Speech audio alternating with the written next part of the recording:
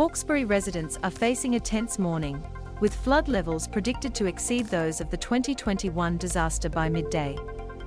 Heavy rain has eased across much of Sydney, but severe weather warnings remain in place as New South Wales braces for a day of dangerously high winds.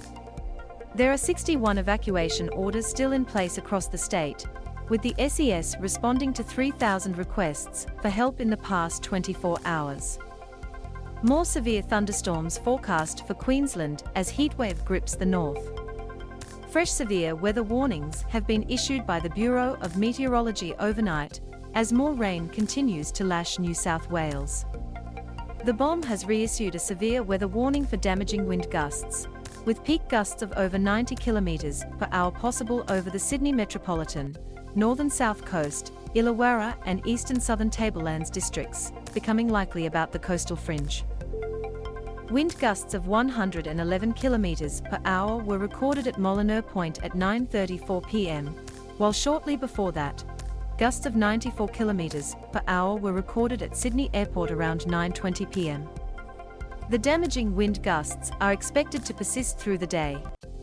A separate severe weather warning for damaging and hazardous surf is currently in place for the Hunter Coast, Sydney Coast, Illawarra Coast, Batemans Coast and Eden Coast. The Bureau expects areas which may be affected to include Gosford, Maitland, Sydney, Penrith, Parramatta, Wollongong, Nowra, Bowral, Batemans Bay, and Goulburn. The BOM says heavy rainfall is no longer expected on Wednesday and has been removed from the current warnings, but the coastline copped a drenching on Tuesday night, with moderate falls showing on the radar. However, dangerous flooding is set to continue in the coming days, with a number of flood warnings remaining in place across the state. The Bureau are forecasting major flooding at Windsor today, which will be above the levels seen in March last year, and just below the March 1978 flood event. NSW rain radar on Tuesday night, as rain continued to lash the state. Rapid rises have been observed at Windsor where the river level has exceeded the March 2021 event and is likely to reach 14.30 meters around midday Wednesday, which is just below the March 1978 event, the BOM said in a warning issued just before midnight.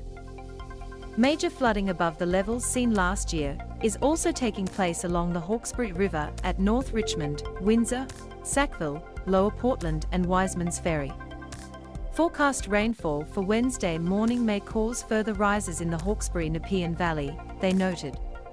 Communities in the region are already facing being cut off, with floodwaters isolating Mulgrave. Major flooding is also occurring at Wallachia, with moderate flooding recorded at Menangle Bridge and Camden.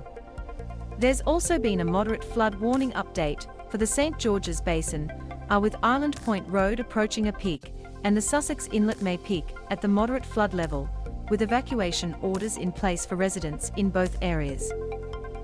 The SES issued an evacuation order around 1:45 a.m. for residents in low-lying areas of Scone, which joins a raft of other areas ordered to leave their homes in the last 12 hours. Earlier in the day, residents in Sydney's northern beaches were put on alert for possible evacuations after a massive downpour across the region. Around 102 millimeters of rain had fallen in the 3 hours to 2:30 p.m. at Mona Vale Golf Club, while in nearby Forestville, 124 millimeters of rain was recorded in the 6 hours to 11 a.m. 6:20 Eastern Daylight Time, 6:25 Eastern Daylight Time, 6:30 Eastern Daylight Time, 6:35 Eastern Daylight Time, 6:40 Eastern Daylight Time, 6:45 Eastern Daylight Time, 6:50 Eastern Daylight Time.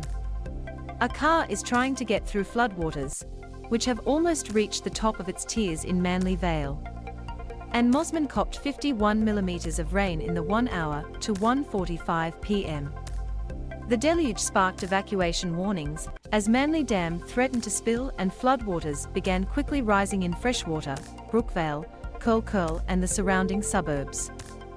Vehicles were partially submerged and some roads in the area were cut off, while cars began floating on the Roseville Bridge.